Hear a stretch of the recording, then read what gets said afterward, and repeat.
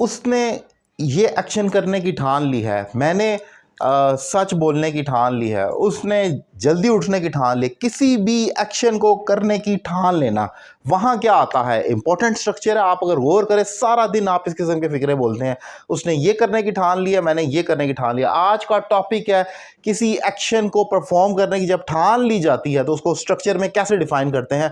Important topic define करूंगा। अगर आपको मेरे पढ़ाने का तरीका पसंद आए तो आप भी ठान लें इंग्लिश लैंग्वेज कोर्स करने की मुझसे। आप घर बैठकर मुझे ज्वाइन कर सकते हैं और एक रीजनेबल फी पे कर अपनी इंग्लिश में एक ज़बरदस्त इंप्रूवमेंट ला सकते हैं ऑनलाइन कोर्स के जरिए। नंबर आपकी स्क्रीन पर मौजूद है। टॉपिक है किसी चीज़ की ठान लेना। इंग्लिश में इसको कहते हैं resolve to get. By the way, resolve को हम अज़म, उर्दू में एक वर्ड है अज़म जिसे कहा जाता है, उसका बड़ा स्ट्रॉन्ग रिजॉल्व है, यानी उसका बड़ा सख्त और मजबूत अज़म है। आप कह लें यकीन है, ईमान है वगैरह, उसको जो भी कह दें। लेकिन इंग्लिश में structure wise resolve to get कहा जाएगा। अब कैसे एग्जांपल से क्लैरिफाई होगा।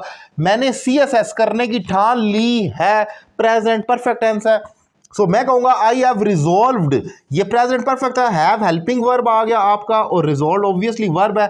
आई have resolve to pass the CSS, मैंने CSS को पास करने की ठान ली है, प्रेजेंट परफेक्ट है, तो उसी तरीके से रिजॉल्व टू गेट हो गया, ये रिजॉल्व थर्ड फॉर्म होगी। अब अगर पास्ट में चला जाए, उसने गाड़ी खरीदने की ठान ली, माजी में, पिछले साल, पिछले मंथ वगैरह वगैरह, जब आप कहते हैं किसी भी एक्शन को करने की ठान ली, तो मैं कहूंगा he resolved to buy a car, उसने गाड़ी खरीदने की ठान ली। सो आपने देखा कि पास्ट में हेल्पिंग वर्ब तो ऑब्वियसली नहीं आएगा, तो यहां पर मैं कह दूंगा he resolved to buy a car, उसने गाड़ी खरीदने की ठान ली। अब अगर देखा जाए, ये तो मैंने डिफाइन किया ना आपको कि एक प्रेजेंट परफेक्ट में है और एक पास्ट इंडेफिनिट में है।